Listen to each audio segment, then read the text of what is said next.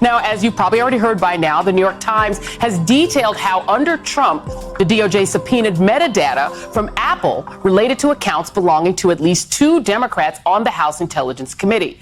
Those 2 Democrats just happen to be some of Trump's most vocal critics, Committee Chair Adam Schiff and member Eric Swalwell.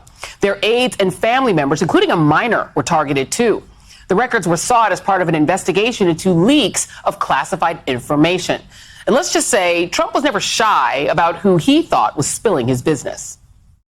Schiff is a big leaker. He'll have a committee meeting and he'll leak all sorts of information. You know, he's a bad guy. I think Adam Schiff is the biggest leaker in Washington. You know that, I know that, we all know that. I've watched Adam Schiff leak. He's a corrupt politician. He's a leaker like nobody's ever seen before. They ought to stop the leaking from Intelligence Committee. And if they don't stop it, I can't imagine that people are not going to go after them and find out what's happening. Now, of course, this isn't the first time Trump has shredded our institutions in an attempt to hunt down his enemies and snuff them out. This is the thing with him, as it is with all autocrats, real and wannabe.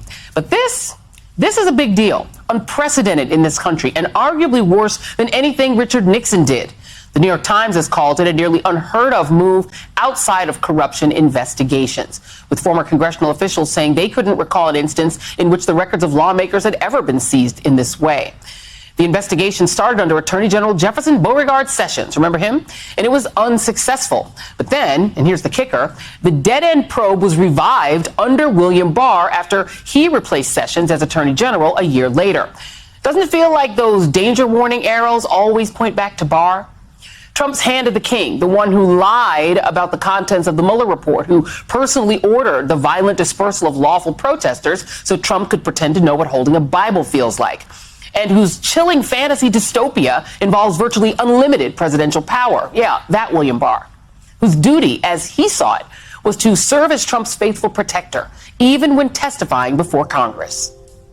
Has the president or anyone at the White House ever asked or suggested that you open an investigation of anyone? Yes or no, please, sir? The president or anybody else?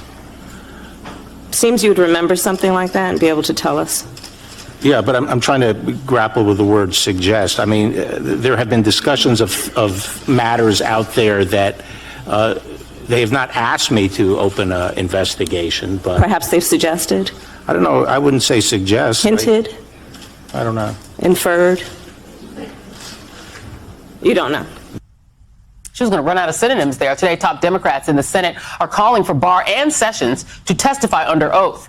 And just moments ago, we heard from Microsoft saying they too received a subpoena related to a personal email account in 2017. A Microsoft spokesperson said they were prevented from notifying the customer for 2 years due to a gag order. As soon as it expired, they notified the customer, who turns out was a congressional staffer. Joining me now is Matthew Miller, former chief spokesman for the Justice Department, Jill Wine-Banks, a former assistant Watergate special prosecutor, and national security analyst Malcolm Nance. Jill Wine-Banks, Nixon has been invoked, and so you have that perspective as, whether or not, just how unprecedented this is. This is completely unprecedented. Nixon did wiretap reporters, but even he never took on doing something like this to a member of Congress or to their families, their staff, to a minor. So this goes way beyond Department of Justice policy. It's not illegal because they used the means of getting a subpoena through a grand jury. So it wasn't illegal, but it is a violation of Department of Justice policy. And it definitely, I'm very happy to hear that the Inspector General is going to do an investigation and get to the bottom of this. It also looks like a political abuse of power because so far all we know is that only Democrats were subpoenaed their records. It didn't go to any Republicans. And there was an unsuccessful. And now Barr is saying, I never knew about those subpoenas. Well, shame on him if he didn't. He's running the department. That's something he had to know about under DOJ policy. So it's ridiculous, and it doesn't pass the red face test for him to say, I didn't know about it. Yeah, and Matt, there's a lot of frustration on the Hill right now. You've had now this interesting, this sort of new information that's come out, and this is, just reporting that, we have internally a former Justice Department official who tonight is saying, per our own Pete Williams, that he never approved subpoenas for members of the House Intelligence Committee in a leak investigation. He's saying that any metadata was for a single House staffer, and then that staffer's phone records, anyone associated that he called might have been involved. That's just one person saying that. There's a lot of questions here, which to me begs the question of why there wasn't already an Inspector General investigation upon, our new Attorney General arriving in his job. There is now going to be an internal watchdog investigation. House Intel Chief Chairman Schiff, one of the targeted lawmakers, has said that he's, though, been unable to get Biden administration officials to give him details about anything. And there's a lot of frustration that there's only now going to be an investigation now that this has come forward. What do you think? Well, let me say I'm not surprised that it wouldn't surprise me at all if the Attorney General only found out about this very recently, the current Attorney General. I can tell you, having been at the Justice Department at the beginning of a new administration, it is months and in some cases years before you find out about wrongdoing that happened under the previous administration, especially when there is such widespread wrongdoing. I'm going to make a prediction that we're going to be finding out about things that the Sessions and Barr Justice Departments did wrong, not just for the rest of the year, but probably for the rest of the Biden administration as new things kind of come to public light. I think what has to happen going forward is there has to be transparency from the Justice Department. Look, if you told me that in pursuit of this leak investigation, the Justice Department looked at everyone that had access to this classified information and sent subpoenas to all the internet service providers and phone companies for their phone and email records, the metadata associated with them, including members of Congress from both parties, I would tell you that sounded overly aggressive, but it didn't sound partisan. I'd have serious questions about that investigation. I think it was a wrong call, but it wouldn't sound like a partisan witch hunt. And the problem you have here is when you see it only targeted at Democratic members, unless they had a very specific reason, if they can produce information that shows that they had a lead that told them there was someone on the House Intelligence Committee who was responsible for this leak, and that's why they sent a narrowly targeted subpoena, that would be one thing. But in the absence of that information, and when you pile on top the president repeatedly calling for his enemies to be targeted by the Justice Department, it means that we have to get to the bottom of what happened. The DOJ Inspector General has to get to the bottom of what happened, and Congress has to work to get information out of the department, and the department needs to comply and turn that information over. And Matt, there are some of the people who are involved in this who are still working in the DOJ. Do you think that once this investigation is completed, those people should no longer be working at the DOJ?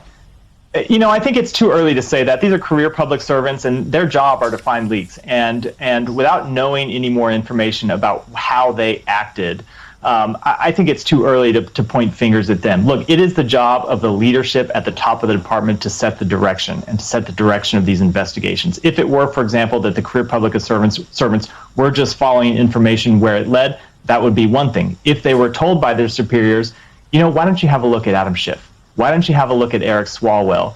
That would be a very different thing. And so before we point fingers at some what I suspect are pretty good career prosecutors, I want to know more information.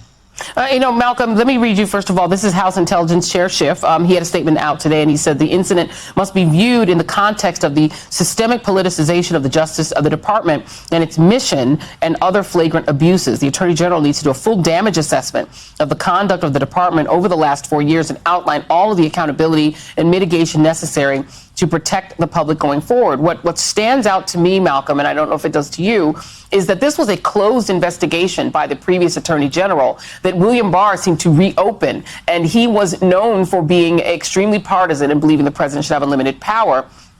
One little piece here from the New York Times. Some cases in the probe had nothing to do with leaks about Trump and involved sensitive national security information. One of the people briefed in the case has said, but Barr's overall view of leaks led some people in the department to eventually see the inquiries as politically motivated.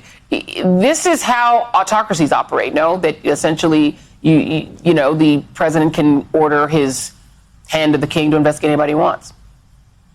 Sure. And, we've seen this happen throughout the entirety of the Trump administration. Bill Barr was specifically brought in to kill investigations, to make things go away, to politicize the Justice Department. You know what I find fascinating here, Joy, and I know, I'm speaking for the layman on this panel. We have two brilliant lawyers here. Lawyers have too much comedy amongst themselves. They talk about where they went to school. They discuss openly all the time what firms they work for, and they always give everyone benefit of the doubt. You cannot give that White House benefit of the doubt. We know they were politicizing many, many different subjects. And let me tell you something. As someone who's actually collected intelligence, that's come up either incidentally or targeted before, I'm certain that collecting the metadata of this is probably the least of what we're going to find. Here's what I recommend, and I'm saying this again as a layman. The Justice Department staff needs to understand that this tree needs to be shaken. All the things that they suspected might have been dirty over the last few years, they should walk into the office of the IG and say, hey, I know this is an investigation. It didn't get to the attention of Attorney General Garland, but you might want to look at this. Because I suspect that the Justice Department, using career prosecutors who keep their mouths shut, who actually go through the day-to-day business, was probably a lot more politicized than we think of. Just like a Russian prosecutor general, the only thing missing here is the internal government intelligence agency like DHS that may have been doing things in support of these operations.